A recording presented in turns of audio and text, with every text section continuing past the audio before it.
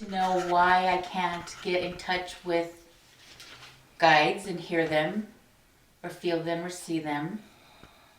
Do I need more controlled guidance? Do I need to take more classes? Do I need to learn how to not be afraid, and how do I do that? Okay. First part is that you are expecting the communication to be in a different format than what you're receiving. So example, when I thought I would hear my guides, I thought they would come in a big booming voice, a big booming godly voice. A lot of times it's my own voice that I hear. A lot of times it just pops in my head, very subtly. So Things always pop in my head. Yes, so that is your communication, my dear. Oh, I thought it was just me. And that's part of it. We doubt ourselves. That's normal. But what they're saying is that they have been communicating, you have been hearing, but you're expecting, something else. Yes. So allow yourself to be more open, and any kind of preconceptions of what it's going to be like, let that go. Okay. And they may come in different forms. They may come in where you can hear them with your ears, or there may be ideas popping in your head. You may even see with your own physical eyes, or when you close your eyes, you may get messages. But follow what is here. If it feels right here, that is your guides. Okay. What we tend to do is hear that, and I'll, because I can share with them, I saw this movie last night, so that's probably why it came in this way. When actually the movie came up to make you connect with the message that they're giving you. Okay. And because I used to think, no, that can't be. But we gotta let that go. Let go of the need for control. Okay. Yeah. Because when you're saying that, like a controlled way to do it, it's not a controlled way. What you can do is say, I am ready to receive information. I am ready, because sometimes during the day, definitely if you're trying to concentrate on something, you definitely don't want your guides to be coming and giving you messages, because I know how I am. It's like, I'm busy. Right. So you set a specific time, or you can say, okay, now I am ready.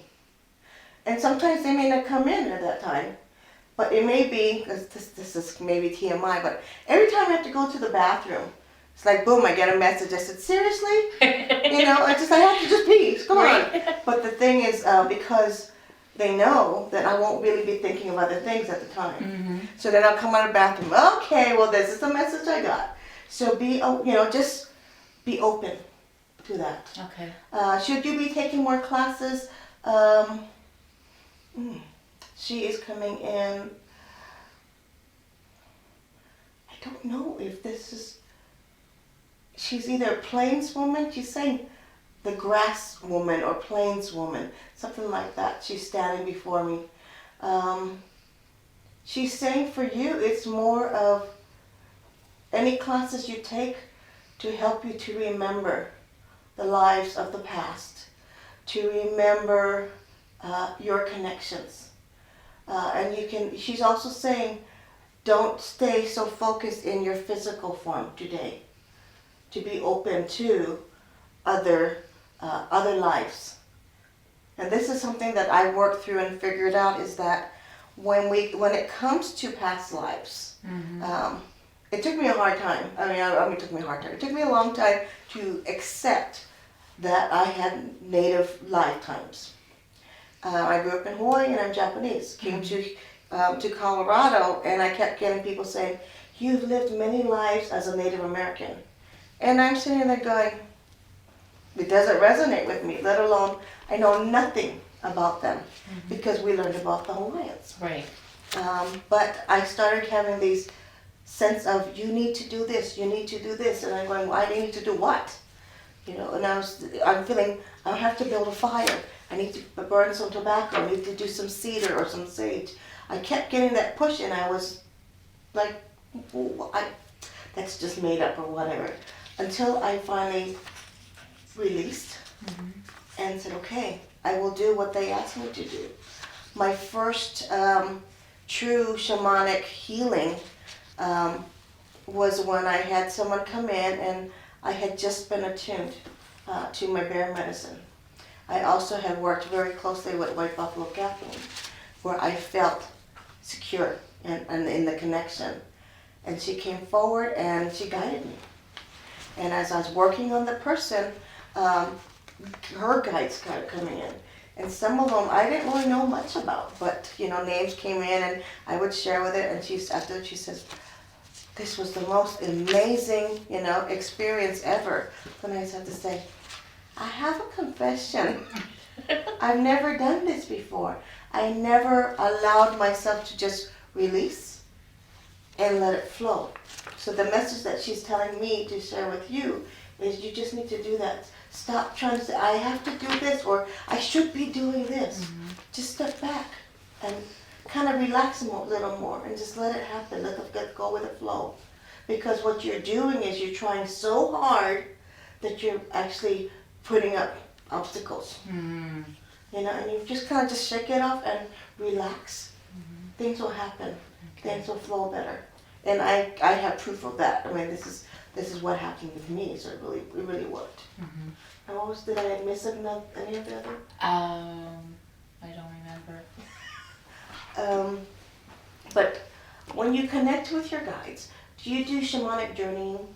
I don't know how to do that. Well, that's a class that I definitely would recommend. Okay. Because that'll help you to kind of like let go of all of these barriers and allow you to really connect with, and we could do a private session so I can show you how to do that. Okay. But I don't do that every day. Some people do.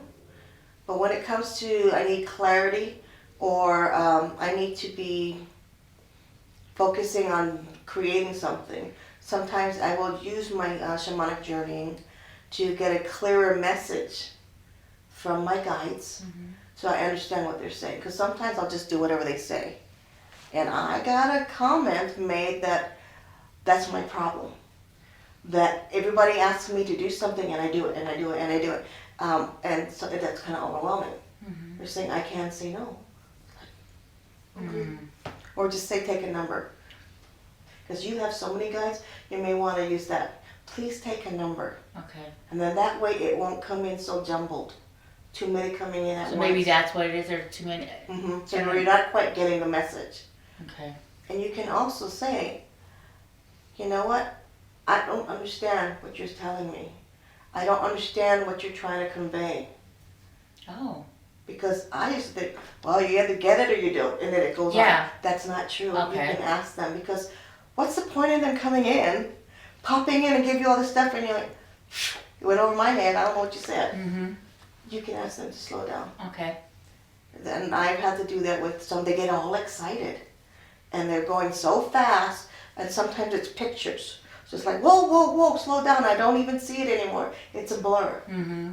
And so they can slow down. And you're not doing it out of disrespect. Right. You're actually honoring them by saying, if you slow down, I will understand what you're saying. Okay. Make sense? Yes. Because, sometimes, or their language, I don't know what it means, mm-hmm. And they will speak in English with an accent or speak in a tone that I may not quite understand. Mm-hmm. So then they may convey either doing telepathy or showing pictures.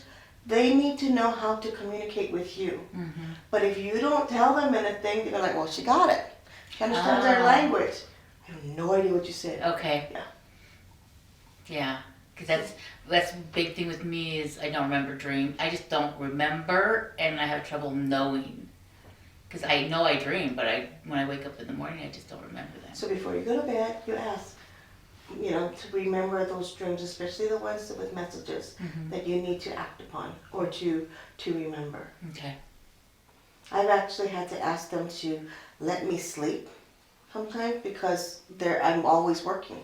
Mm. And when I get up in the morning going, oh my gosh, I am so tired, it's because I know I was working so much, and I can ask them, this physical body needs rest. Mm. Okay? Okay. Does it feel overwhelming? Or is it releasing your fear? A little bit, especially the part where I'm going to be able to say, please slow down. Mm-hmm. I did not get that. Right. I do not understand. So the problem that we all face, and it's normal, we put our guides up on a pedestal so high that we think that we're not worthy to be connecting with them. Yes. And in many of my journeying, they show we are walking side by side. They are along with us. Oh. They come in specifically to work with us. So when I take you on a journey and you meet your guide, know that they're there just for you. Not for anybody else, just for you. Mm-hmm. That should make you feel better. It does. It does. And even the part about being worthy. Yeah. Because I think that's where they're at. Mm-hmm. I actually got counseled about that because that was my habit. Especially with Grandfather Bear. Oh my gosh, when I had my attunement, that was so funny because I was almost like, okay, I don't even know I can speak or what. But then when I was in that trance state, my voice came out and we were supposed to merge together. I turned around and looked at him and says, "You're not gonna fit." You know, that kind of shattered that putting on a pedestal thing. Mm-hmm. And then when I get to the point when I've got him again on a pedestal, he'll show me a vision like sitting there in the water in a creek or something, and grabs his back paws and rocks back and forth and playing. I'm just going, "What are you doing?" You know, your Grandfather Bear. He's like, "You gotta let go, have fun." Like Gary says, "You gotta laugh." Right. So this is what I'm sharing with you to help you to feel better. Because they wouldn't come forward if you were not worthy. And you are so worthy. They just need to know one at a time, please. Okay. Okay? All right. I can already feel you. Relax. Yeah. Good. Yes. And you get more questions as it come around. All right. Okay. Anybody else have a question now that I just started the ball rolling? I do. Okay.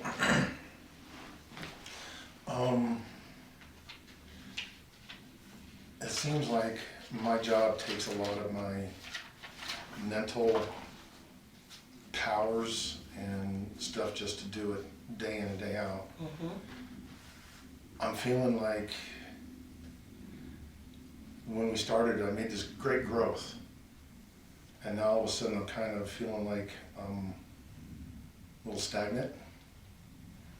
And I don't know if it's because I'm not putting enough effort into continuing growing my skills and communications, or is it that I'm just so exhausted from the mental fatigue from work that I'm not actually, I'm so tired that I'm just ignoring the messages and they're just going by.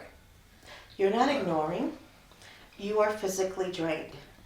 It is very difficult to continue your spiritual, your journey and your path when you are physically drained, because you are no longer like aware of what's going on. And it's not because they're not sending it to you, it's because you're tired. And so you do need time to heal yourself. Like today, I have someone who's been telling me, she says I helped her out so much. So she wanted to do a session. She wanted to work healing on me. So finally I said, okay, come today. Said wait till after the fair. And I feel so much better. And there are pains in my body that I didn't even know about, because I was so bent on keep moving forward. And I was becoming physically drained. Mm-hmm. So I was missing out on a lot of things too. But it's not that you did something wrong. It is because you need to just take that message and say, hey, I need a break. I need a vacation. Mm-hmm. Something to help you to regroup. But your guides have still been there. They have always been there. Okay. And so don't worry about it. And you know what? Don't feel guilty. Don't feel like you're missing something. Because what I'm getting, they're so sassy with me. You're human. And it is okay to go through this. I've gone through phases myself, where sometimes I'll say I'm not even open. I said, I don't know what happened. I'm not feeling the connection. And so I think, well, I need to take more classes. Mm-hmm. Something is wrong. I can't concentrate.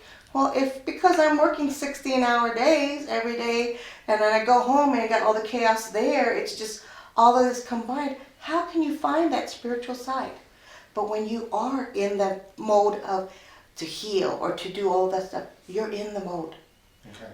So don't cut yourself, you cut yourself some slack is what I'm saying. So if I started doing some more shamanic journeying and some meditation, would that help improve my rest and improve my understanding and communications with my guides? They continue to communicate with you. Yeah, It's what I you know. are retaining. So like I told Vida, you can ask them, it's a really bad night tonight. I'm really exhausted. Can you, hold that message until maybe the next day till you get refreshed? And you can ask the guys, I really need rest tonight. So would you mind just waiting, or stepping to the side and let me rest? Because again, we live in this physical body. We need to be able to cope with that. And we need to work in order for us to be able to live here. Right. So they have to just be reminded of that.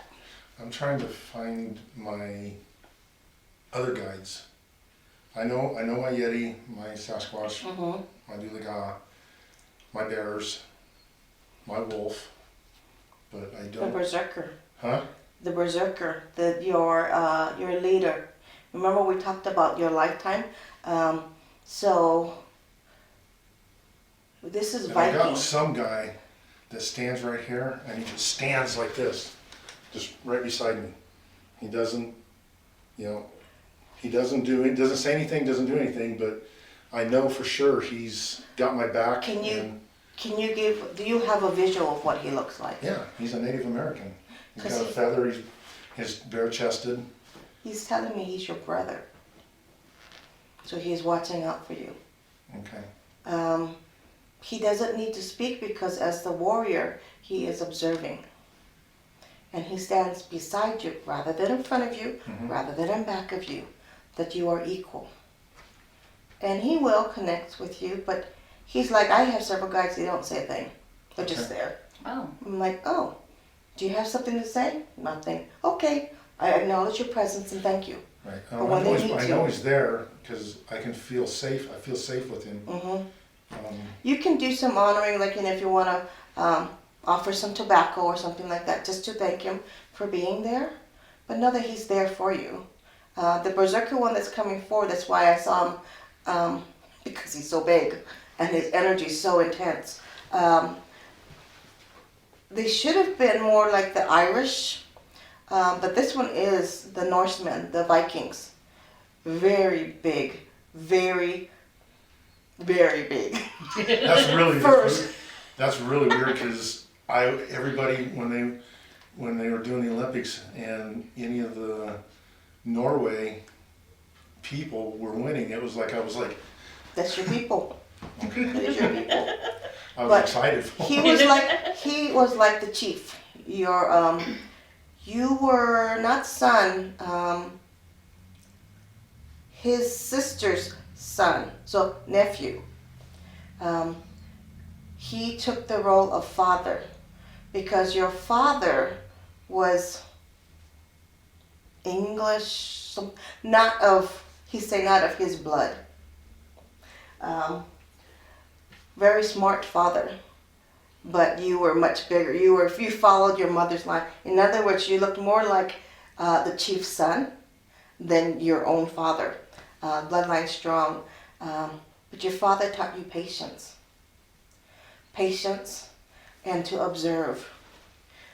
Your uncle was there. He's teaching you to be the warrior, to be the strong man, to go in with your axe, your sword, just go in. Your father said stop and observe. So your uncle in this lifetime is observing. So he stands behind, further back, watching. He doesn't, so your father in that lifetime, I'm seeing him to the left. It's not like he was a small guy, but compared to the Vikings, he looks smaller in stature. But he was very knowledgeable. He brought a lot of the knowledge to the people about recording their stories. Also handling money, the coins, whatever, the coffers, managing that too. He himself could be a warrior, but he chose not to. Yeah, he could carry a sword when it needed to be, he would. But he was one to just observe, more observant. Okay. So you have many, but just let them, they will come in when they want to. I still don't know all of my guides. I just get a sense of them. I may not know their name either, but that's okay. Because eventually when they need to, they will connect with me. And sometimes I'm like, that's why I said, you're just going to stand there? Okay. That's what they're going to do. They're observing. And that's fine. And how do I do the tobacco offering too? You could do a simple thing as if you have a fireplace or something and you want to just put it into the fire, or you can get like the abalone shells or the ones you would do clearings on, put a little bit of that and enter it in there. Or you could even do it as not even burning it, but put it into altar space and then saying something about wrapping it in a leaf.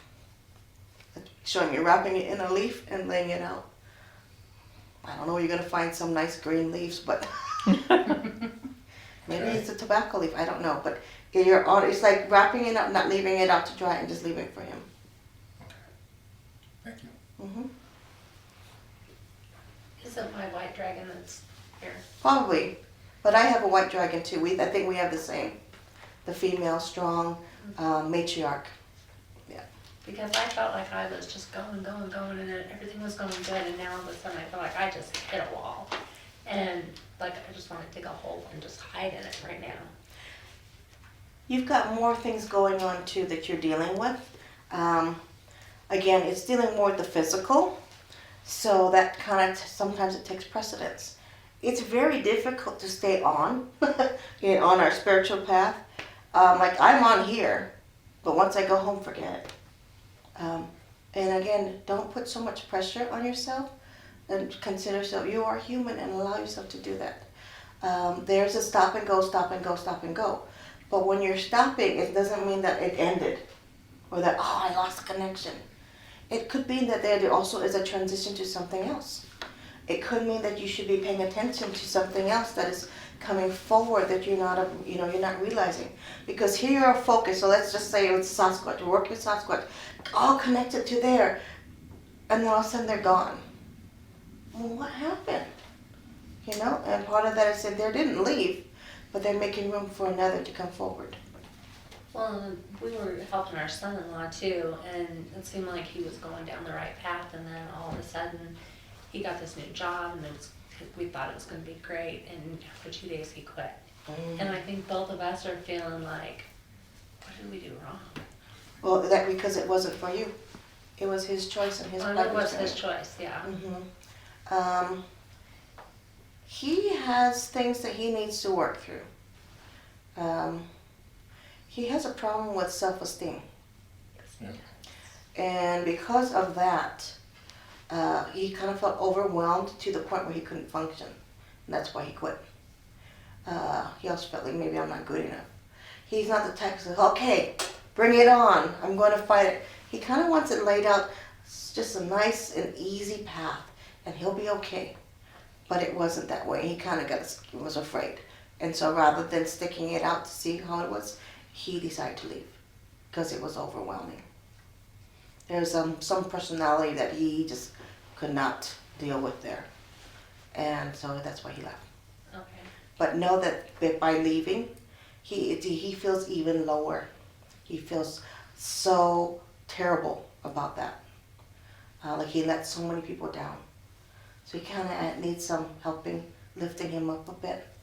And maybe kind of helping him to figure out, why did you feel like you had to leave? What was it?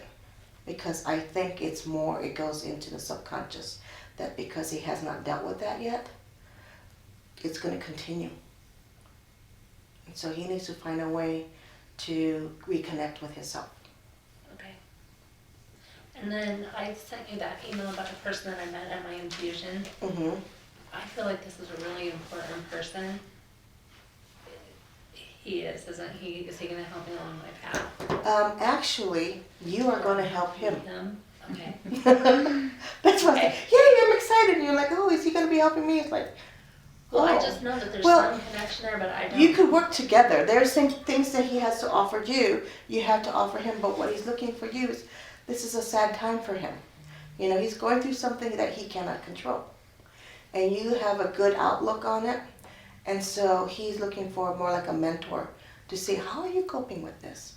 And how can I combine what my beliefs are to healing? That's why I want you in that support That's group. why he asked me if I was a shaman too. Well, I'm glad you did say yes. I said I'm a shaman in training. And that's close enough. Okay. But there's a lot that you have to offer. Because remember, just because of what they appear in the physical form in this lifetime, it doesn't mean that you don't have more Native American than he does. You know, and the knowledge. Okay, and this is really funny because last week I was so mad because I felt like somebody was teasing me, oh, you're just a white girl, oh, you're just a white girl. And I felt like I was stomping my feet going, no, I'm not, I'm a Native American. Mm-hmm. And I know I'm not in this lifetime, but that's where I feel like I've been the last month or so. Well, some people are just that way. They only see what is in front of them. Well, nobody said that to me. I just felt like it was coming my way. Well, because that is your ego talking. It's like I had the situation where I received a message from White Buffalo Calf Woman to braid my hair, and I didn't do it because I didn't want to appear like a native wannabe. And Garrett goes, that's your ego talking. I said, I just felt not right. And then after when I finally did it, then things started to go smoothly. He's like, see? So I've had to learn. You know, and it's funny because some people do say, it's like when we're even on the reservation, or the people who are, you know, like Navajo or something, are asking, you know, well, what tribe are you from? Where are you from? And I said, Hawaii. I live in Colorado. You know?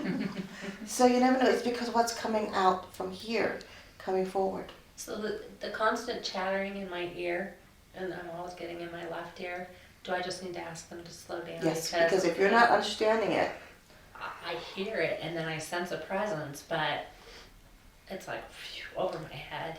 it's a teacher that's trying to connect with you, giving you guidance, but they're just nonstop. It's like, well, you're not acknowledging me, so I'm going to continue. Yeah, so just say, please, I'm not comprehending what you are saying. If you can slow down, I can understand and learn from what you are saying. And then it'll be fine. But yeah, there's so many out there. I even had one person, because I said I work with White Buffalo Calf Woman, and she's Lakota. She said, she's my what does she call her?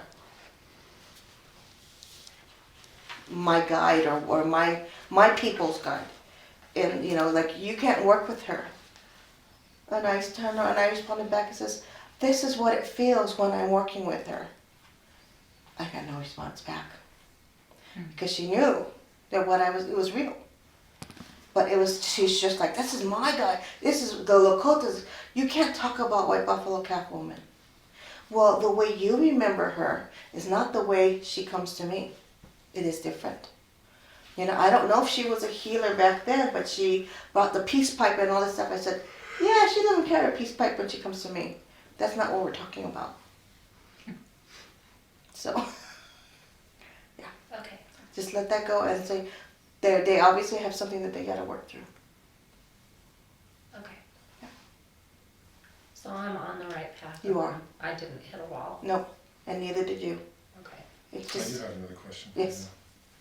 I haven't seen it on anybody else but her. Twice I've seen the geometric patterns across her chest. like the sacred geometry or something different. Like sacred geometry, like I've those. seen it in my head too. I've seen it in her head, and I had the headaches. the other day, it was like here, like a triangle, and it was all translucent. She was translucent. So did you ask what Chris was feeling at the time? No. That's what, we need to go a little bit beyond. Oh, I see that. I see that. I'm like, am I So we really gotta figure seeing out what that? it is. So you are seeing it. So now you gotta figure out what is it, or maybe what does it mean when it appears? I gotta go get more oil for that. It's too bad. But that's the thing. Trust me, I do the same thing. I'm like, oh, cool. Never asked why, just that I saw it. And then somebody else would say, well, what did it mean? I don't I know. don't know. and I see geometric color, color designs and patterns that float around while I'll be working, and all of a sudden I'll see it going on, and I'm like, So then I can't find it. I'm getting a message that, you know how we connect with Commander K through Shirley and through Garrett? Uh-huh. You need to reach out to Commander K to assist you with understanding that part of it. Just Okay. ask him to be present. Because there are so many different, I don't want to say species, but that's kind of what they are as the star people that he works with, that he may explain more. But I'm getting it's something to do with engineering, future stuff, beyond our human technology.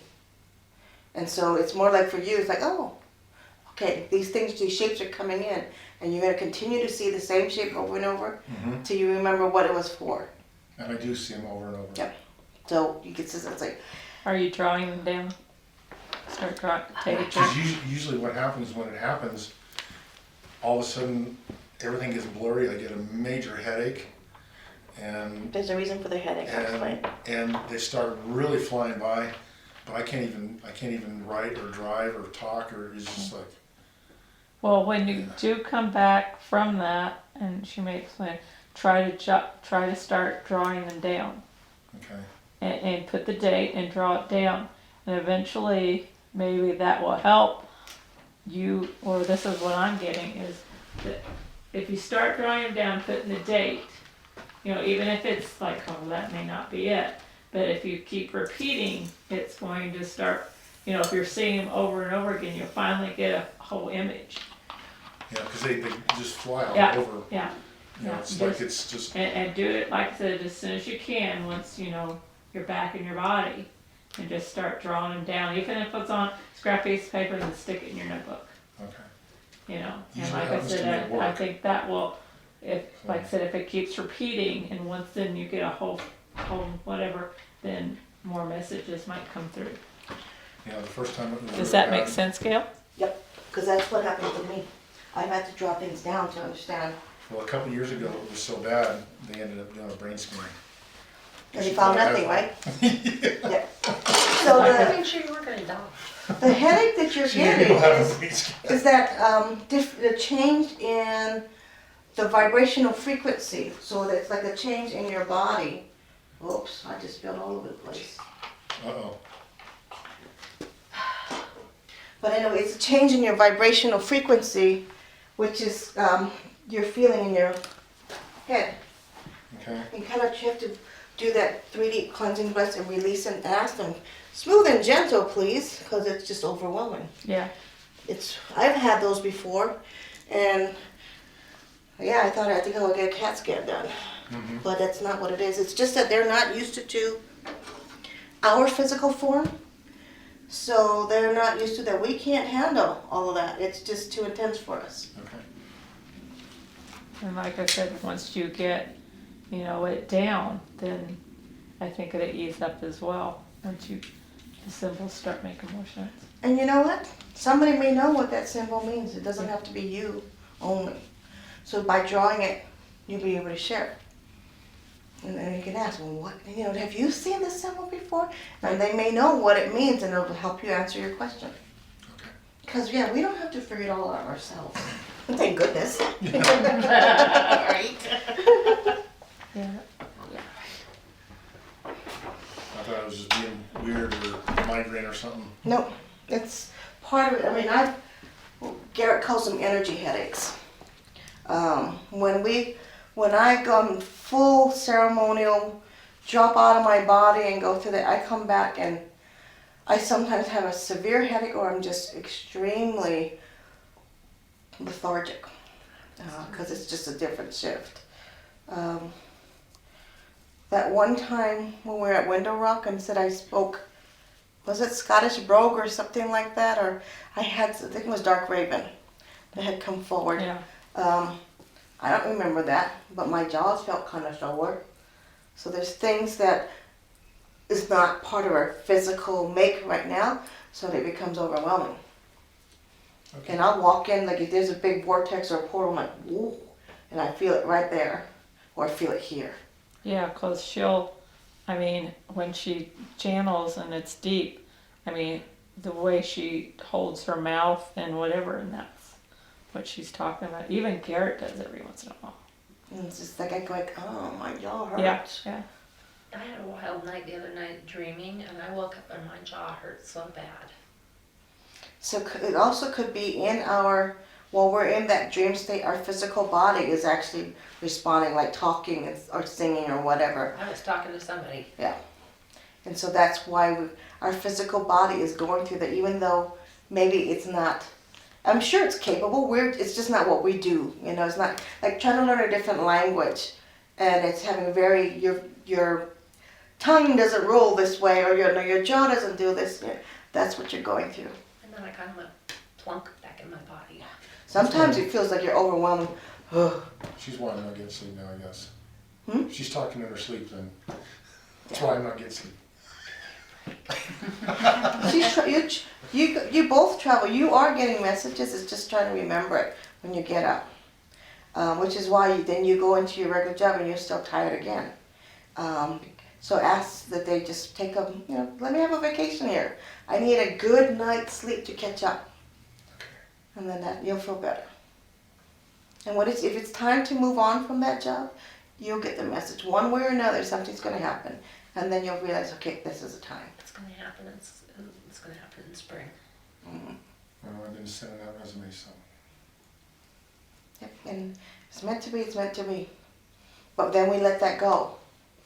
We don't try to focus on every day. I got to go back and ask the same thing. I want this job. Let it go. Don't ask for the wants. Don't ask for the needs. Just say, I'm open. If you want to change careers or whatever, be open to it and just let it go. I've been applying for jobs just because I thought, my husband wasn't working. I need to get a job, and nothing comes through. And most of them are overqualified for it, so I thought that's the reason. But it's because I'm still supposed to be doing this. And then I finally set out to the universe and says, if you want me to do this full time, then you need to help me pay the bills. And then it shifted. So, yeah. But we have a right to ask. We don't have to just do whatever they say. We do have, if you want to use the word, control the situation. Mm-hmm. We can go ahead and say, hey, you know what? Your energy, I don't like it, so I'm not going to let you come, connect with me. And that's fine. Because it may be a past life thing you're dealing with, or you're like, it feels dark to me, and you're not willing to just stop to figure out, are they good or bad? That's okay. Because when it's time, it's going to happen.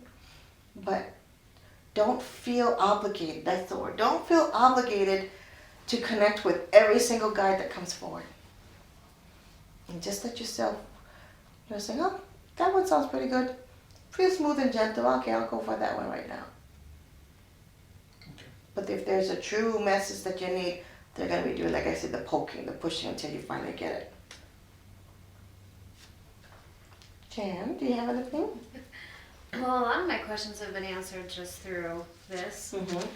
But I guess my question is like, so I've done shamanic Reiki with you, and I've done angelic Reiki now. Mm-hmm. And so I know that there's those connections, but for some reason I'm not recognizing the connection. And I don't know if it's my resistance, a little bit probably, and fear, but I also don't know where that fear is coming from. Right. Because I don't feel like I'm fearful. Right. But it's like I hit a block, and then it's just like. Are you afraid that you don't know enough to start working on somebody? Probably. That's the biggest obstacle right there. Yeah. So it's a fear of more like you don't want to make a mistake. Right. You don't want to, or maybe you do work on somebody and then they don't connect or whatever. All those things, and that is normal. The more you practice and use it, that'll start to go away. But you know what? It's okay to question. It's okay to go, I don't know. Like, I got a message, but I don't know if I should say the thing. Right. Till the point where you find out that when you say it and they're like, this makes sense. Like in the class, you talked about, you mentioned something and people were like, got the connection when we did seeing the auras, which was way beyond. Right. that's your validation, and it made you feel better. You felt more Right. like I feel so centered and ready to just go out and heal the world. And then it comes to doing, okay, now I haven't done it for a while. Oh, maybe I didn't learn enough. Maybe I didn't quite comprehend. Right. So you gotta let the expectations go. And how do I like recognize? Because it's like I don't know like who's coming, and I guess maybe it's my expectation of wanting to know that. Yeah, it's like saying, But ding dong, here's my card before we start talking. It doesn't work that way. I wish it was. But as long as you can feel, you can tell if it's good or bad. right, And follow that. You don't need to know who they are in that sense, but what is the message that they have? right, And then follow through with that. When I worked on some people, I'm like, oh no, well this is kind of funky, but I'm just going to share what comes through. And then I get validation all the time. Say, well, there's this energy. I don't know who this person is, and I start explaining, and they know exactly who it is. Because they're kind of standing in the background. And then when the person says who the person's name is, then they come a little closer. And then my role is more just to share the message for that person that I'm working Right. on. And then it doesn't matter if I know who that person came forward or not. It's who's there at the time. Some of them I have no idea even what they are. right. It's like, well, and then I get the validation. Yeah, I've seen them before. I said, oh, good. Let me just keep telling you what it's. Yeah. But that's all it is. And it's normal. I mean, I went through the same thing. I hid behind making my jewelry, selling my jewelry.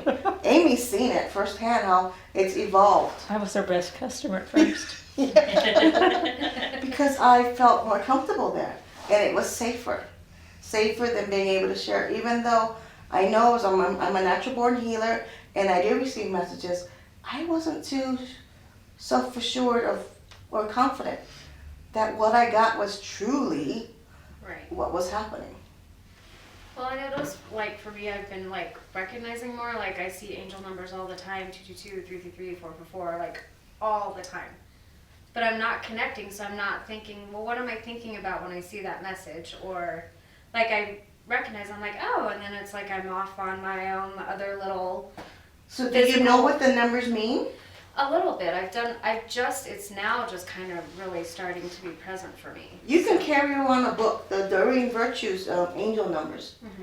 Because I didn't even know the book existed. Right. I used to see numbers, I'm like, yeah, repeating numbers, cool. That's kind of me. I'm like, Yeah. oh yeah, that's awesome. But I don't like. It's like I'm not. I don't know if proactive is the right word, but it's like I'm. Like I feel like I need to be doing more, but I'm not. Well, not doing it. you can rely on resources too.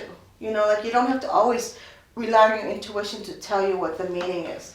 Of course, there may be several different meanings for the same numbers, but you can go by one that connects. And when I saw the Doreen Virtue one, Susan and Carissa had the book, and I'm going, oh dang, that makes sense. It aligned to what I thought it was. Or other times like, well, I had no clue. But I was able to look at it, and then I felt a little better. Then it helped me to understand why the number appeared. And sometimes it's not even what you were thinking or doing at the time.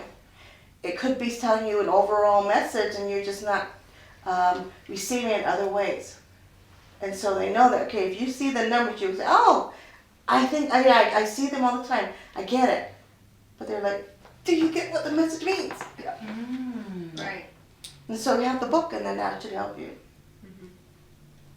It's just little things like that. Yeah, I feel like I know that I'm supposed to be here. I just am like, I don't feel stuck, but I don't really know where to go either. Yeah, that's because at this point, you're not really letting your gifts flow.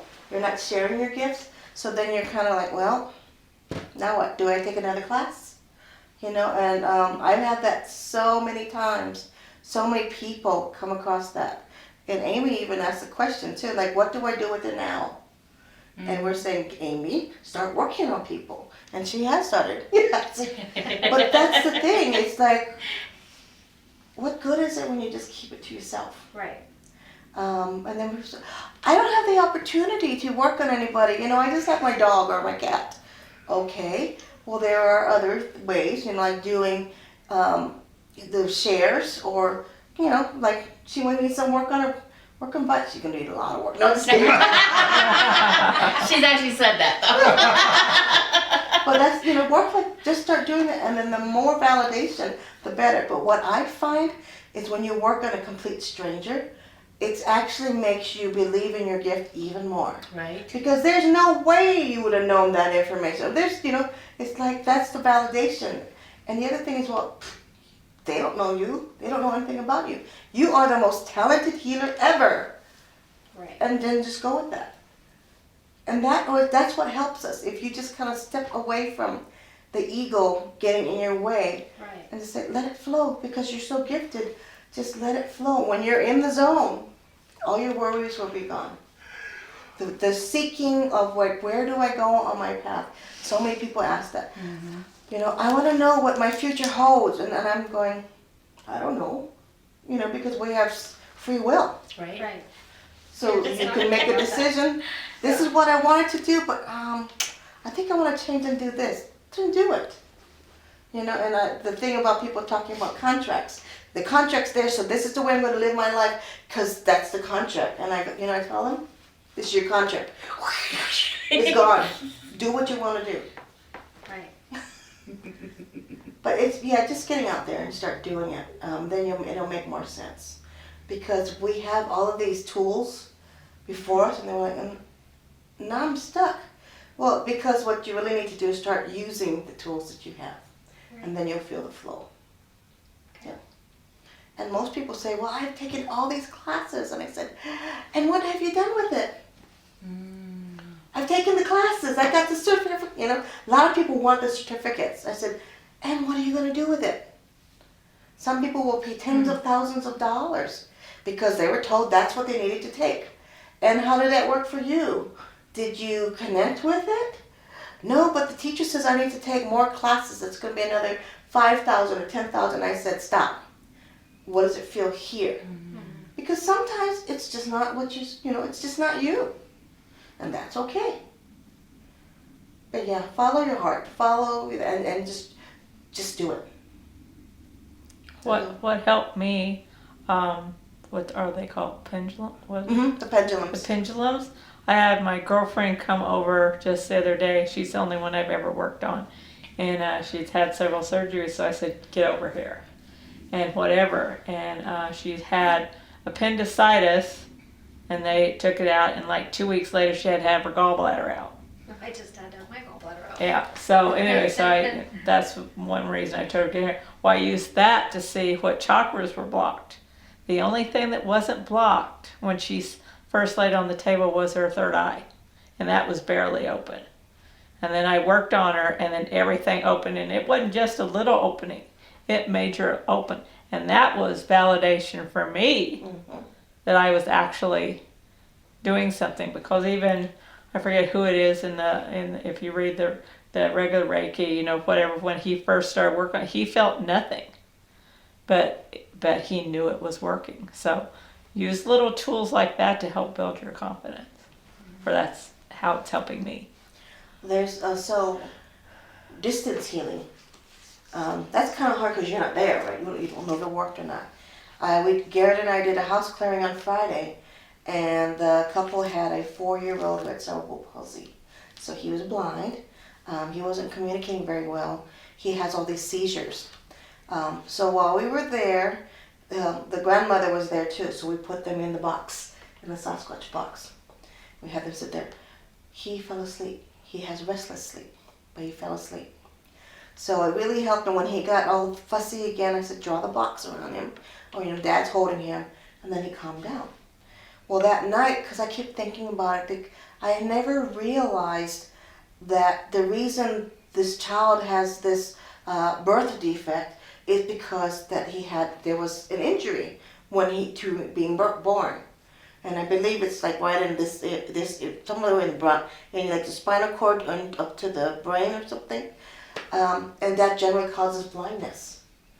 And I was like, no, because I know when I was talking to him, he turned to look at me.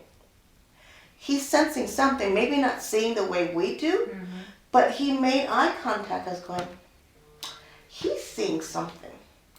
Garrett started talking in star language. And he was like, and he's listening. It's almost like you're not supposed to know my language. So then that night, I said, I really want to work on this little one. So I started doing distance healing, and it was about 11:30 or so. By the time I was going to bed, 11:30 till like maybe midnight. Just working on him, figuring the areas, working on the nerve endings, clearing up all the things going up and down his spinal cord. I just texted to find out, how he was doing. Didn't tell the mom about this. She said she thought it was really funny because around 11:30, his name is Mason, he was laughing, giggling and laughing and laughing. And this is a child who was like always screamed in his room. And I said, I guess he's ticklish. Because as I'm trying to pretty much help him to create normalcy in his body. And then she said he was laughing. And then the next day was his birthday. And they were going to a public pool. She had no idea how he would react. She said for 4 hours, he did fabulous. And I thought, wow, that's the kind of validation that you just need to have so you'll feel better about it. And some people actually start off healing at a distance because maybe it's more convenient. Family members are not here and doing it. But those are the type of things I'm like, this is so awesome. It's like I left them with one of the squashy sticks so that I said, this is for you to help them out. And I said, man, if I could get them to just write down, like a little testimonial about the wood and stuff. I said, no, don't need to. Don't need the proof of it. We just know if it's helping Mason, that's the main thing. And we cleared their house. She thought there was demons in there. There wasn't demons. There was some darkness. But once we cleared it, it was gone. And I told him, it may come back, but we closed the portals. We put some, like extra layers of protection. So they should be good. But that's the kind of things that makes you really, all right, I must be doing something right. Right. And then you'll feel better about it. Then you won't feel that blockage because you're not getting any feedback on how good you are. And that's where you feel like you're stagnant. Make sense? Yep. Good. Do you have a question? Because you say quiet. I can feel it, but you're not saying it. Well, it's like, there's so many things out there, am I trying to tap into too many? Some people do. Some people will do every single popular stuff. It might be too many if it is getting confusing. But it's not too many when you can take the information and then process it, assimilate it into you, and you're able to use it. Does that make sense? Yeah, but I don't feel I'm really getting anything from anybody. That's because you're not practicing on people. But we won't say that out loud.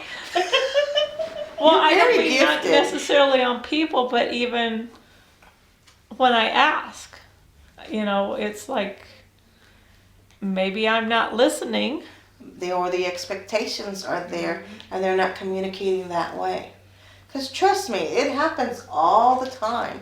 It still happens with me. And I have to say, well, did I really get that message?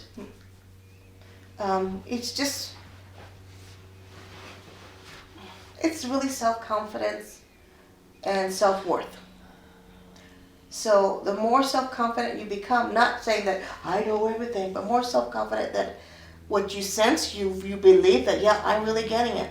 And then going with that. That's what because you are very gifted and you get a lot of messages. And it's just awesome when you actually tell people about that. Because, like I said, it doesn't do anything if you just keep it in.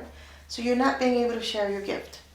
And so when you feel like you're stuck and stagnant, just take a look back at yourself going, what have I done with what I have learned? What am I doing? Am I just saying, oh, that's cool, and then nothing? Then really it's not doing anything for anybody. So then you don't get the validation other than, yeah, I sensed it or I saw it. And then what? So I think the more you work on people, the more you teach, you're gonna feel that all this knowledge that you have gathered and you can share with others, that's the key. Because all your knowledge is here. I just find it fascinating listening to people and their experiences and what they've gone through, or even their beliefs. I just sit there and listen. They're like, well, this might go against what you believe. It's like, go for it. If it's coming from the heart space, I'm for it. For listening. Make sense? It's not that you have too much. It's not that you've gotten. You just need to figure out, now, how do I use this information? How do they meld together to create Amy's gift? Well, I mean, it's like, like I said, I sort of call in certain people every time. I always, for some reason, Adelia always comes up first. Mm-hmm. Then I do the Reiki. Then I do Sacred Blue Flame and Shiva, and then always Michael, and Gabrielle. But I guess what's confusing me is when I come to your classes, and then like you threw out there the NORADs last time. The Norsemen, yeah. The Norsemen, Uh-huh. and that one Oh, angel, and what they are is they're the angels that decide who dies and who lives. that's what's written down in history. Right. That doesn't mean that is truly what they do. Like I said, with White Buffalo Catwoman, how she works with me, how I work with her, is different from what the Lakota folklore is. So, when we say Freya comes forward, people say, oh, this is Freya. Okay, but what does Freya feel like to you? Sometimes they come in and there was like a Broomhilda for one person, and she was supposed to be the grandmother of the North. Grandmother of the North to me is not Broomhilda, but it was for her. And so she looked up Broomhilda and said, well, she's this. And I said, okay, that's giving you some kind of foundation to go by, but what feels right here? So try to visualize, okay, what do they look like? So that I can get a better understanding. What color are their eyes? Their hair. What are they wearing? What do you feel, that heart-to-heart connection? What do you sense? What kind of emotions are you picking up when you think of them? Yeah. So like for me, Michael is there, always there to protect. But he's also got his arms crossed and saying, hey, you need to give your burdens up to me, meaning him, because I don't ask. Yeah. And that's what I Well, get. when I went home and tried to figure out how to spell it and then go on from there. but once I found it, what resonated or what stood out was when she was on an 8-legged horse. Okay? So the whole purpose, and like saying, you watch a movie or you read up on something, you don't need to know the whole thing. What is it that you connected with? That's what you go with. Because then that is the part of, because remember, the guides come for you. Their sole purpose is to work with you. So that may be a portion of this vision of Freya, and you can see that, and then that'll open up even more doors. Okay. Are you seeing her on a white horse? Are you seeing her on a black horse? It was a white horse. So keep going with that, Or a and then light colored horse. you will find out more. What does it feel like to work with her? Because I can guarantee you, if I talk to any of the Lakota elders about how I work with White Buffalo Catwoman, they say, that's not her. Really? Because that's what she told, who she is, and this is what I'm feeling. And then the core and the emotions, about wanting to heal others, working with bringing us all together to be healer warriors or warrior healers. That's what she comes in for me. And whether she was a healer or not, I have no clue. And to be honest, I don't like to research things because I never find out what I'm getting. Rather than say, oh, then that's not real or not true, I just say, well, obviously this is the way they're coming to me and presenting themselves to me in this way. That's how I work with them. Because I can tell you what, if I talk about that I work with bear medicine, people who say they're bear medicine workers, we don't do it the same way. Well, we have the core of it. How we use the gift and the tools may differ because number one, we received different type of trainings. But number two, how in this case, the spirit animal works with me may be different from way they would work with Jen or with Mike. Make sense? Yeah, because So- when mountain lion or even bear now comes, since he's, I mean, cats and bears don't get along, That's okay. but They can learn to work but I together. feel the claws. Yep. My hands start being claws. Mm-hmm. You know, and that I mean I can feel my joints. Yep. You know, You pull feel in. that shift, and You then know, you can and feel I how never- you use the tools. And I didn't notice that for a long time. So get your brief background about who Freya is, Okay. and then take a step back. Okay. But there's so much information out there, and a lot of them contradict. Right.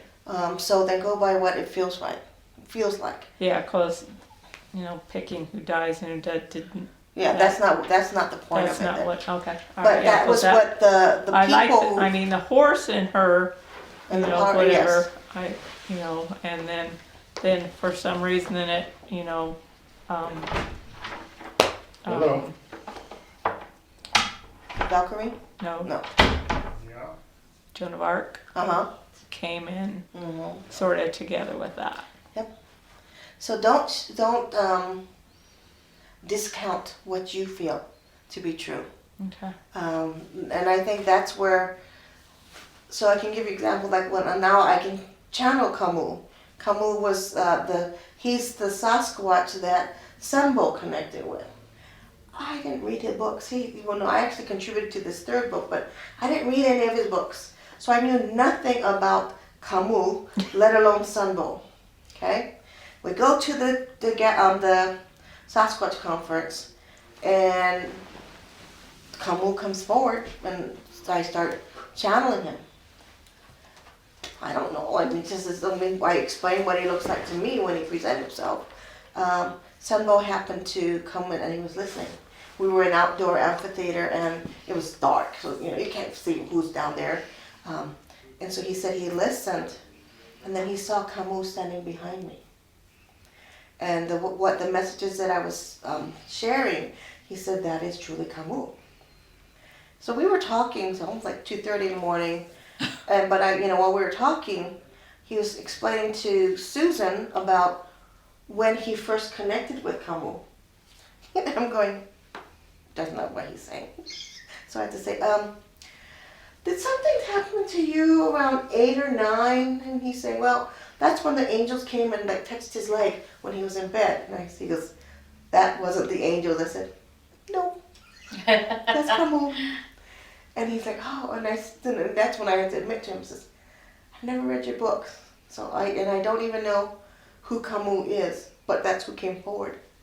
And then, so that was the biggest validation for me. And so what I'm being told now, it's almost like it's good not to know. So that you are, they call it like a true channel. I don't know, I just said what it was. Whether I knew it was right or wrong, it didn't matter. I just shared it. So what if you don't see? That's okay, so Right? many people do not see with their eyes. Yeah. You may sense it with your body and go, I don't really know where it is, but I just kind of feel like something's here. Mm-hmm. That's another way. So there's different, they call it the clairs, right? The clairsentient, clairaudient, all that stuff. I just go by, because I knew when I was younger, I didn't see so much with my eyes as I felt it. When I would walk in a room, I felt like pressure on me. I knew there was a spirit there. Didn't see it with my eyes, but when I was in a dream state, in a trance state, I could see them.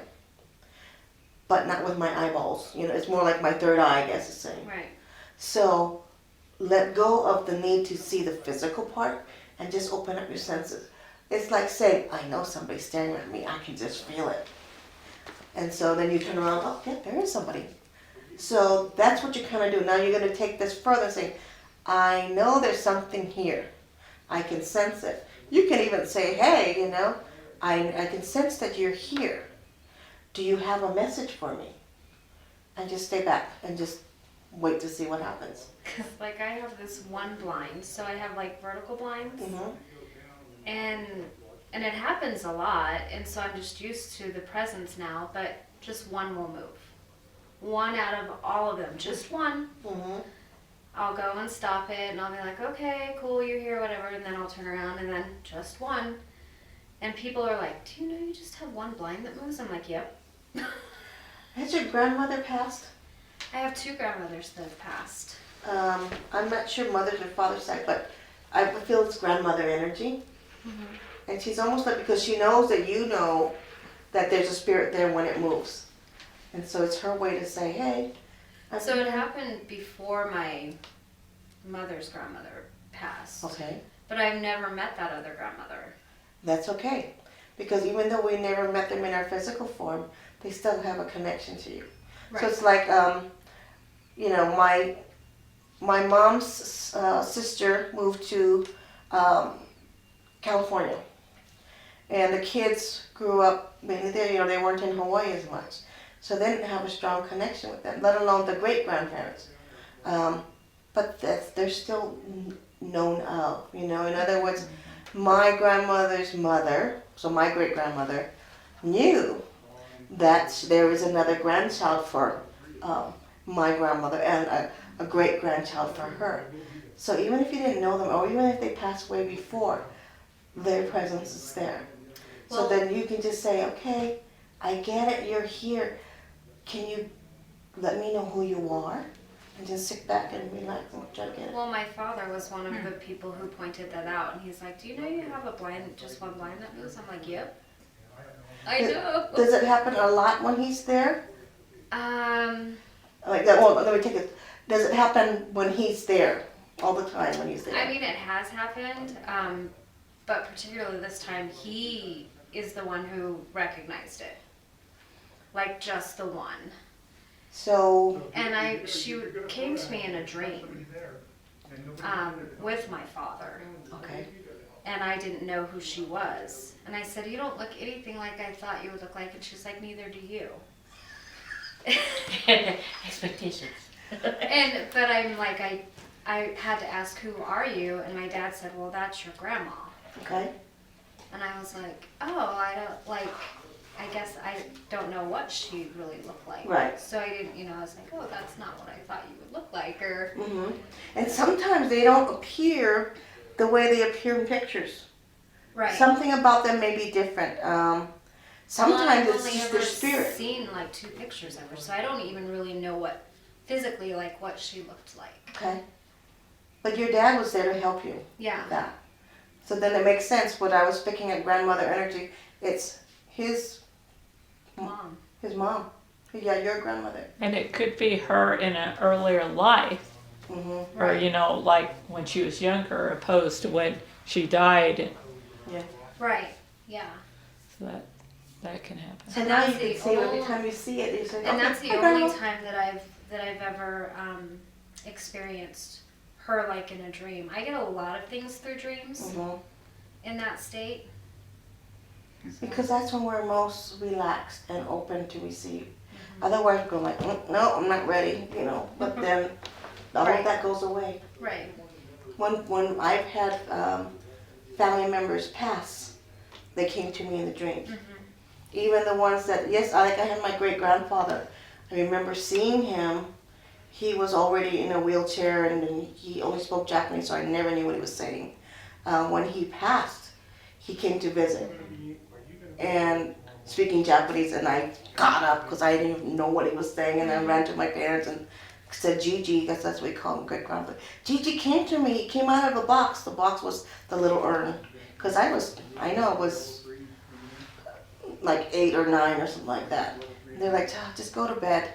That was just a bad dream. I knew it wasn't a dream. Right. So I've trust had that. people come through that way. And that's because they feel you feel more comfortable to receive them that way too.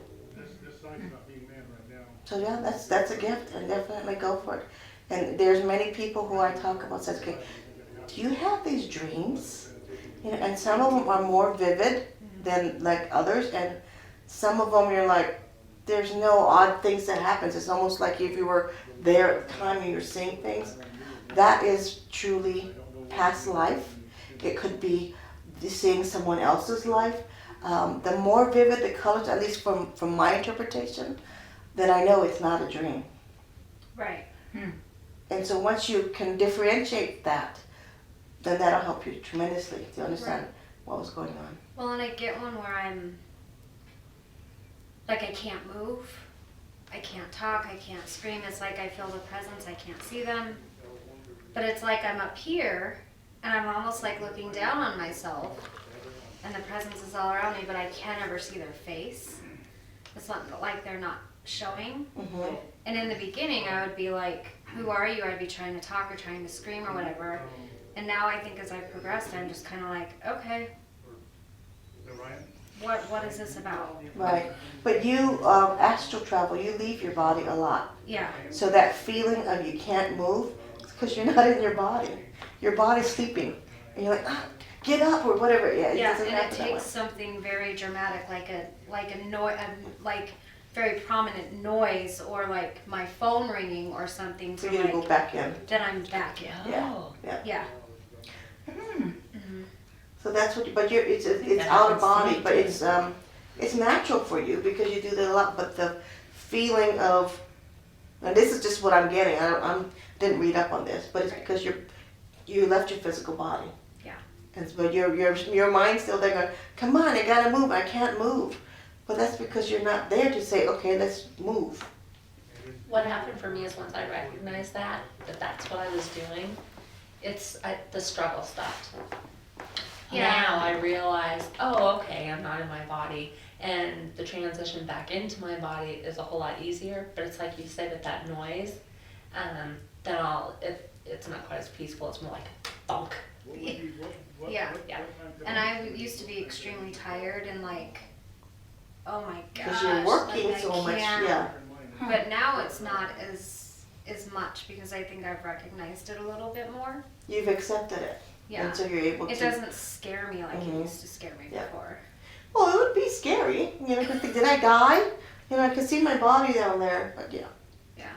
And sometimes too, it is could also be like I want to say traveling in time because this is what I'm getting. So you're seeing your physical body today, but your spirit is not from the same time frame. Right. And so it's like, so you really can't connect because you're not the same being. Does that make sense? Mm-hmm. Yeah. You do a lot of work. That's when we can say, yeah, I need a vacation. I need to rest. And I was wondering, do we have to know the names of our guides? No. Do we have to know who they are or what they are? So this is I have funny. no idea. So this is funny because I thought it was very important that like, Right. it's my mission. I can't work with them unless I know their name. And then I talked to Garrett about it, and he had told me that's our ego. Our ego needs the name. It's our human side that needs a name so we can know how to associate. And I said, that's true. So if we don't know their name, does it lessen the experience? No. So you just go with it, but just know what they feel like, what they sense like. If you can see them, to know their intentions, and then you're fine. Sometimes the name is not important. Sometimes they tell you your name and their name and you can't pronounce it. Right. Or worse yet, you're going, really? Your name is Fred? You know? I get a George every once in a while. I'm like, See? George? And so are they always, are helpers always guides or are they angels? Many different. Are many they different. So, Guides can be angels. Guides can be the animal spirits. Guides can be ancestors, our own family lineage.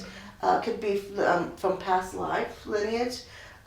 There's no limitation to what they can be. They could even be star beings. Could be lifetimes that you had no clue that you were even part of. But the thing is that when they come forward and they are truly your guides, they're there just for you. And there's a reason that they're there. Sometimes I can connect with when, let's say your spirit animal, when you first connected, what lifetime were you like in a physical form together? Then after that animal stayed with you. I've had many like I was explaining to Mike, how that, he's still there by the way, that berserker, I just couldn't call him that because I don't know his name, he was there for that purpose, and don't know his name, but I don't feel that he has any fear, he doesn't have any darkness around him, and there's no worries that it might, hurt Mike, so they can stay.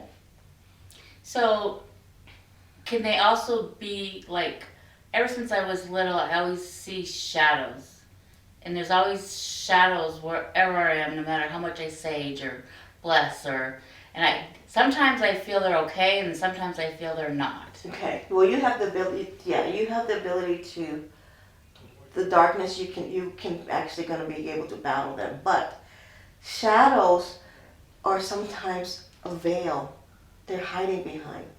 So I've had it where I swore this past, person had passed, and I sense their spirit, and it's like feeling dark and heavy, and I look and I just see a dark shadow. It's like, okay, who are you?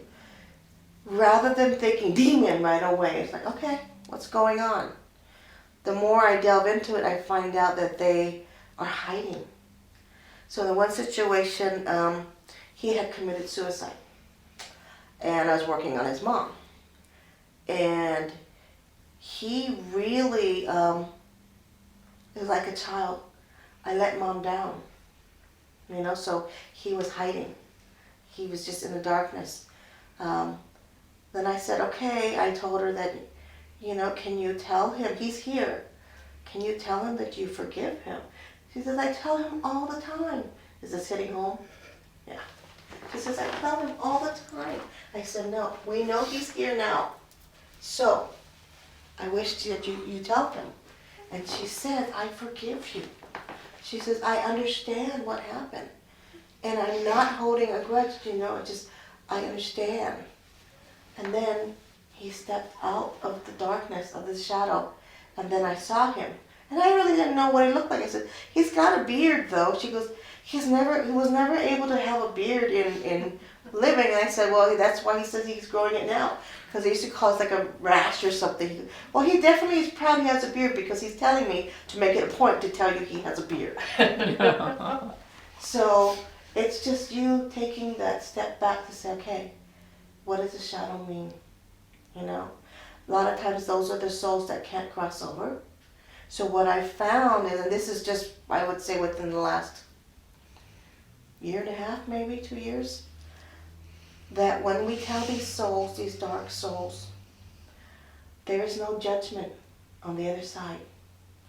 All is forgiven. Cross over and your family is awaiting you. That's when they actually, most of them go. If they're just dark and I said, you're not allowed to be here, you must leave, and leave now. And you kind of be firm about it. Because I always tell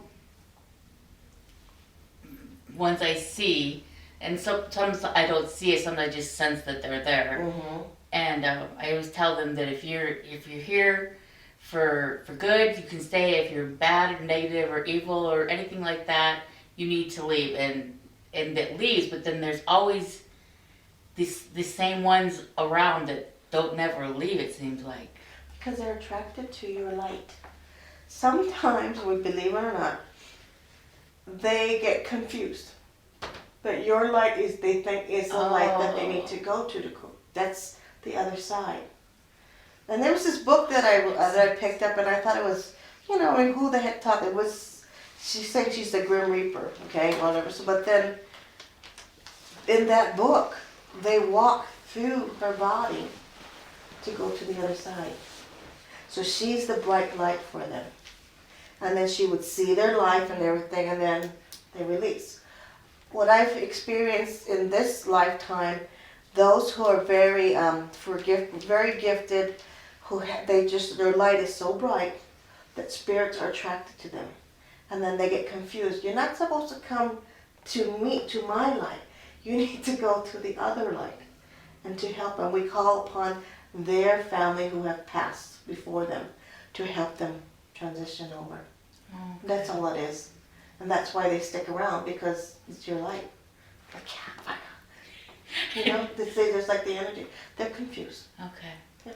The thing that helps too at our house is when I start feeling that around, I have that white candle Mm-hmm. that I light it, and I just coach them to go towards the light, Oh. and then usually they go right away. Okay.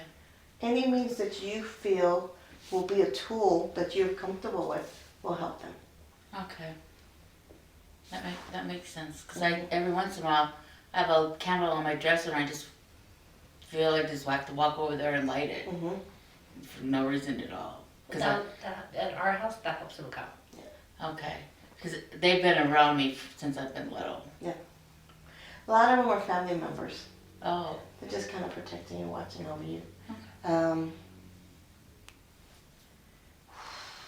Gail, I was reading too that the veil between here and other realms is getting thinner, and that's why we're seeing more of them. Is that? That's what I heard too. I can tell you that I don't see a veil. I've never seen the veil, but after I read the book, The Celestine Prophecy, and it talks about the veil, it says you can reach through the veil to connect with those on the other side. And this was when my oldest son was 24, when he was baby, so I finished nursing him after I had read the book. So I reached out and something touched my hand and I freaked out. And I shut down. But I believe that is true. I don't see a veil either, But you just know that there's I just something. feel like it's there and that it's getting thinner and thinner, Mhm. and I'm seeing more.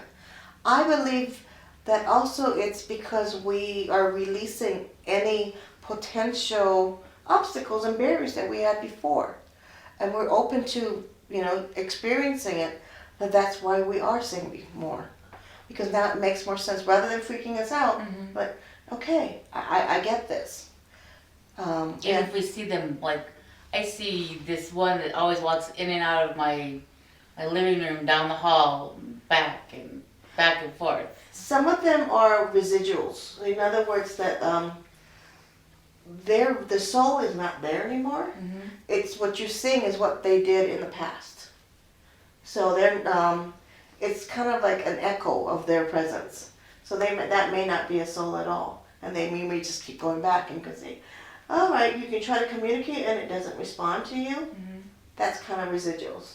As long as they don't do anything, but they're just doing the same thing over and Yeah. over and over again. And now and I don't talk about it a lot, but I know it's there and I'll always go like that, and now my kids are starting to see them. Because you know why? Because mom says it's okay. Oh, yeah, I do. And I bet you they did see them, but they didn't want to talk about it. Oh, okay. And then so now that you're open to it, I do see it. When I was little, we would go to my aunt and uncle, but they weren't blood related. And we would go there always for New Year's Eve. And in Hawaii, we do a lot of firecrackers and everything. It's the Chinese tradition to get rid of all the spirits and stuff. And I remember I would hear like somebody's walking down the hall. I wouldn't see it, but and then I sensed, okay, something's there. So I had to ask, and my mom's like, don't look at it, don't go over there. I was like, well, I'm just curious. So I asked my aunt, and she told me that there's graves underneath the house. I don't know, probably Native Hawaiian or something. And when the kids would go underneath, because they had 3 boys, we had 3 girls, and they would go underneath the house, and they would mess around the areas and disturb the spirits. The spirits would come on, and they would walk back and forth, back and forth, back and forth. Then later on, when the kids stopped going there, and they kind of sealed the bot underneath the house, they still would sense it. But it wasn't interacting like they did before, and I guess that's the residual, that they continue to do that. It's like just repeating over and over again, but they're not sentient in that sense. They don't have a soul or anything. It's just repeating over and over. Okay. I haven't figured out how to clear those yet. You could draw a box and then say, okay, go in there, we're clearing it. It's no longer needed, and then they're gone. It's all your intention. Yeah, because I've saged and I've prayed and They're I've still yelled there. at them and Because they're not really sentient in that sense, so it's just an echo of their being.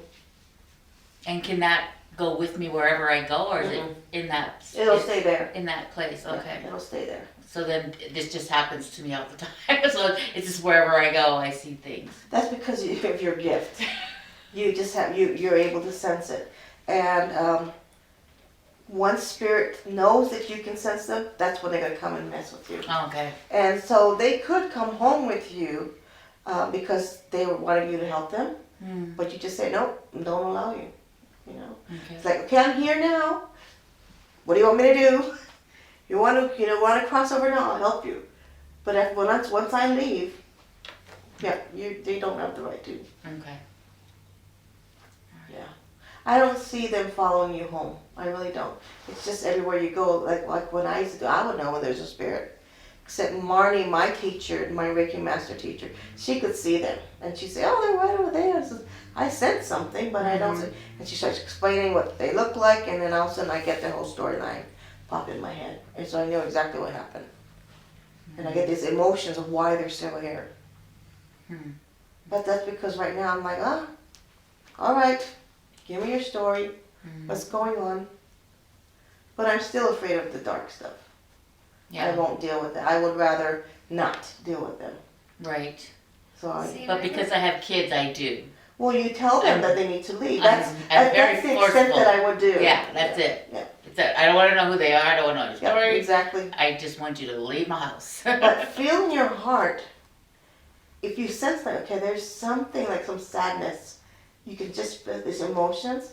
Those are the ones that you may say, about saying, all is forgiven, and there's no Okay. judgment on the other side. Because something they did makes them feel that they're not worthy of going to the other side, of going to the light. Okay. Even a serial killer, they still have the right to go to the light Right. because they're shedding all that they did in this lifetime. Their spirit moves on, not the physical body. Right. And a lot of people talk about, those dark entities in the house, and they're making all this noise. They move things around, and I said, okay, look, think of it this way: if this house is like, even just 30 years old, and someone who had passed, or maybe it's the land, and they're stuck here, and nobody's paying attention to them, and they're trying to get attention because they're asking for help, and nobody's hearing them, they would become desperate, right? Start moving things around. It's like, hello, I'm here. And they would stop, go, oh. So what you're perceiving as negative because you're seeing things flying around, maybe they're saying, I am trying to get your attention, and you're just not getting it. Make sense? Yeah. It does. I live right across the street from a cemetery, Mm-hmm. but I don't ever feel anything. Because they have boundaries. They're actually, somebody put up, I would call it a ward. I don't know if that's the right word, but there's something that blocks. They're not allowed to pass. Okay. Somebody went in there and created that before the housing was built. Okay. Yeah, which is nice. Yeah, because I'm like, I have all of this stuff here, and I don't ever the stuff that I feel. I think is more for me. I don't think Messages or something. I don't think it's people coming. Like the I don't zombie ever apocalypse. I don't ever feel anything. Most people say when they go by cemeteries, they're afraid. I don't. I think it's a place to honor those who have passed. I ride my bike through there. It's very peaceful. Mhm. To me it is anyway. Yeah. I don't feel. I taught all of our kids to drive there. Hmm? I taught all of our kids to drive And- at the cemetery. And they teased me, Mom, why didn't you teach us to drive in the cemetery? And I said, because everybody's already dead. You are too funny. And I don't think you'd get in trouble for being in the cemetery driving like that. Yeah. Yeah, no, nobody ever said anything. And My mom was always like, at least you don't have noisy neighbors. I'm like, yeah, no, Mom, I don't. At all. Yep. Yeah, but I feel like, somebody put up so that the spirits would remain there. But the spirits also has not been disturbed. I mean, the graves and stuff, so it's being honored, so they have no reason to Right. cause any problems. In that cemetery, they keep such, they take very good care of it, and yeah, I mean, they have movies in it in the summertime and stuff. Like, it's really weird because I thought I need to go check that out sometime to see like what that's about. you Yeah. know? Right? But I mean, it's just it's not spooky or scary or anything. I think it's those that, it's been neglected and, there's, the tombstones or whatever's all been up. Okay, fine. It's when they're disturbed. That's what the bottom line is. That's when the spirits they're unrest. It's not because they have, they're looking for help or whatever. It's just because, they can't rest. Right. There's, like the bones, or the graves underneath the house, or my aunt's house. If we just leave them alone, they'll be fine. But when you're down underneath there playing or whatever, you're disturbing their sleep, then they get agitated. Wouldn't you? I am trying to rest here. Right? Do you have any more questions? Did it help you with that part of the Yeah, response? I guess my next question is, I want to work with Sasquatch more. Is how do I call them in? Do I need to find out who mine is, or just say Squashies, come on in, or what do they want me to do? So that's a good question because I couldn't call them myself. Garrett would say, "Oh, you can talk to them and all this." It didn't work for me. But then that one that I called Father, he kind of just showed himself to me, and I would always feel his presence, and I'd feel love and protection. So I didn't physically see him. I can sense him, and then when I closed my eyes, I could see him. So it's more of when they want to connect with you, because they're actually living. So it's a little Yeah. different. That's Um, true. So, but you still have the three. Mhm. And they're still there. They're still talking about your cat. Your cat is mean. He doesn't want to play with them. So I keep telling him That's that. another reason why they may not appear in your home. I have dogs, so mine has never appeared in my home. But it's like I guess it's because when I shower and I'm in, doors closed and everything, I sense them. And once I said, like, what is this? And I felt it was a male Sasquatch. It's just the most bizarre thing. Because I felt like I'm getting some inappropriate feelings from you. Like I have to put my towel on. I just felt kind of weird. And I asked, and the guy's name was like Jarrell. And I said, okay, Jarrell, you're not allowed in my shower area. But then I'll ask, I can feel his presence. So I feel he's younger. But yeah, like, excuse me. So they kind of appear to me whenever they want. But we can ask them to join us. That's how I do when I do the channeling. But I have not been one, like Susan and stuff. Susan and Carissa seem to have a better connection with them. And they seem to have them happen more often, connecting. Not so much for me. Yeah. But when I go outside to other areas, then I pick up connecting there. But not so much on a regular basis. I know that there's one in my office that's designed to be my protector. And it's not Naashan, so I'm not sure who he is yet. But that's okay. Protecting, I'm all cool with it. Yeah, and it's hard because some people will just get this. They talk about all of this experience they have. They talk about the angels that they always see, or the fairies, or Sasquatch. They always say, I work with them, and I'm going, yeah, I can sense them, and they'll sometimes connect with me, but not like them. Like, they left me, like the rocks or whatever. I said, I didn't get any. Because partly, too, is I'm not willing to, I'm saying it would be hard because they would come and I got my dogs. So then that's going to stop. All these obstacles. But they could still be there. I just don't realize that they're. Like that Jarrell. It's like, okay, put your blinders on so you don't see. Mark has 3 of them that are around our house all the time, and I can sense when one of them is there. He can hear him talk, and I'm just like, I don't see them very often.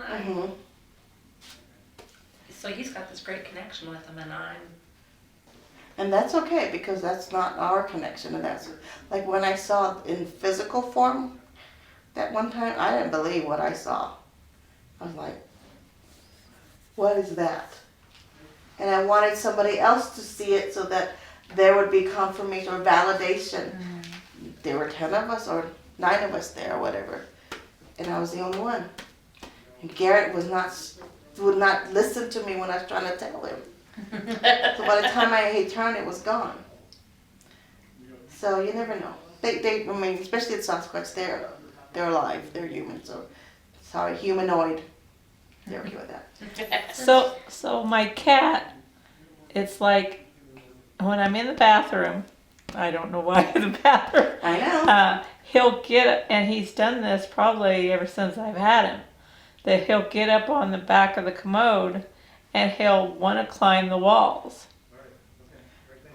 And then my daughter's dog will sit there and watch the wall, like he's watching something on the wall. Maybe there's a portal. And I said, there's fairies or something up there. I feel like there's a portal.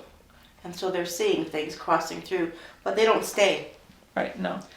So they're probably like, I want to get to it. Yeah, I don't feel it's negative at all. Yeah. And sometimes we just don't sense it. You know, because there's times where Garrett's like, oh, there's such and such here. I'm going, I don't feel it. And other times I'll say stuff and he's like, he doesn't feel it. Yeah, I mean, Echo will actually, try to climb the wall. our cat doesn't It's have a in- garage door. It's in the corner. So maybe there is something that you need to just acknowledge and then let it go. Because it's not bothering you. It's just bizarre. I've had those too. Where I'll get up, and like I'm walking in the dark because I'm going to the bathroom and I don't want to turn on the light. And sometimes you just know that there's something there. You're like, ooh.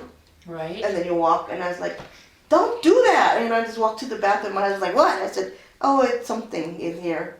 Okay. Yeah. He's like, I don't want to know. It's scary, scary, he'll say. And they're gonna get you. In our last house, we had a hallway, but I would take a bath, and then there were 2 sinks in the closet, and then a hallway, and then our bedroom. And I flipped the light off to that bathroom, and I can sense something in there. I think the closet was a portal or something, but Mike could hear me come running down the hall. Bam! In the bathroom.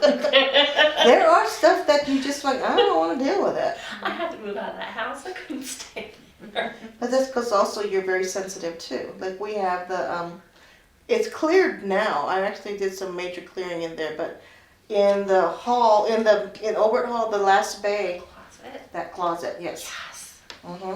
So it was funny because like I said, I don't deal with the dark stuff, and I felt dark stuff. Not nice at all. And so we had Corinne, who used to have an office here. I made her go and take care of it because she says she has no problem with dealing with it. But she goes in like attacking, and she went and, did you help her when she went to clear? Well, she cleared outside and everything because there were 2 people who told me about what they saw. One of them was Ronnie, he's 9 years old, and he had a class here, so he went outside and he said it was a dark night walker or something. He saw it and he was like chased him and he went in his car and he was scared because it was trying to get to him. Now, kid alone, you're like, we always say, I don't know if we believe you. But then Lori had, they did a meditation and stuff outside and they created like a medicine wheel and there was something keep trying to get in. And she was explaining to me what it looked like, which was very close to what Ronnie had said. I said, that needs to be cleared before we had the fair. So they cleared that, and they supposedly, Corinne was in that room and she was trying to clear out that closet too. She said she had to go.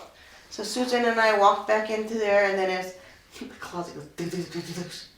And I looked at her, we looked at her, she's like, something there. And I said, well, Corinne didn't clear it out. And, so we're trying to figure out what to do. We can do sage, we can everything. And then that's when Carissa goes, let's just send it love. That's a good idea. So we were sending it love, and we had the closet door opened. We had the guts to do it, because I was throwing salt and everything too. But Right. then he opened it up, and then we kept sending love, light, and healing, and then I saw this black shadow go out the door. I said, okay, it's gone. But it was the most bizarre thing because supposedly it was cleared, right? Mm-hmm. And then the door rattles. Wow. So you never know. But sometimes I think it was, I still felt it was the wife of the pastor. There used to be a smaller church that would come and meet, and she had passed. And I think that was her. Because it got worse after she had passed. We thought it was also the AA group that comes in. You know, there's a lot of attachments there, but it seemed to be more tied to the church than it was. Maybe she was angry she left. Maybe. And, you know, it was because you had it like in the closet, it was two sides, the AA groups thing here and then the church stuff here. And I felt like, whoa, there's something major on this side. And, well, I think it was, she also was angry because her husband, she left him. She did everything for him. And so I think that's why. And she was trapped in there. And then we were doing, I don't know, I just took this pen and it was gone. So. But then when the church finally left and I went in and did some clearing, and there's that, the evil way, the herbs.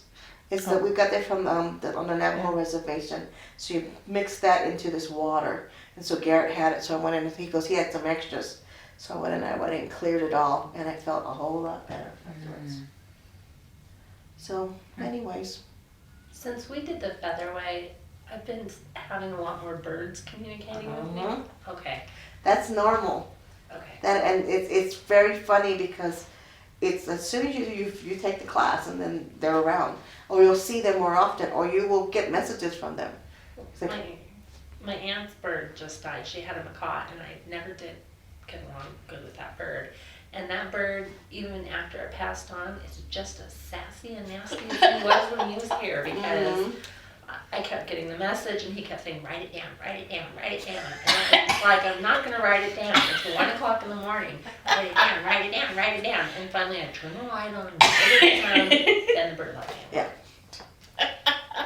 They say too, when you pass, you know, your spirit, especially if it's recent or something, that your personality is still in your spirit. And so that's why people are worried about the serial killers and stuff like that. But they really, it takes a lot out of them to be able to do something physically for us in this phase. Yeah, I mean, I still told Garrett too, when we do a house clearing or something, it was negative or dark, I stand right behind you.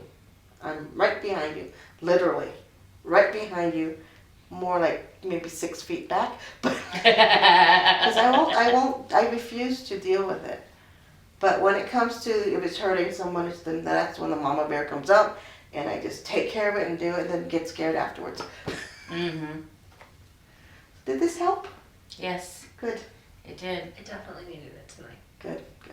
He needs a clearing, so when you go home, We talked about that on the way here. Yeah.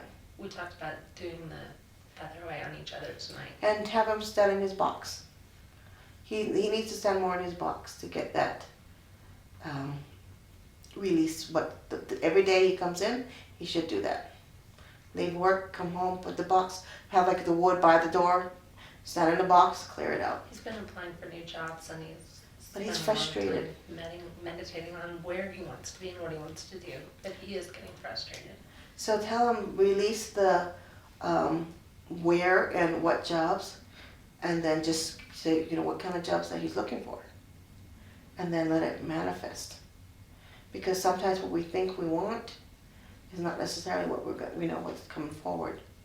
Yeah, I think he's pretty much let go of that now. Good. He's just waiting for it to happen. Yeah, and so understanding that the time frame is different. Many of the guides don't have time like we do. So they may manifest differently when you ask the guides persistence. It definitely may manifest in a way that you don't even think about. So like the joke about a lot of my feathers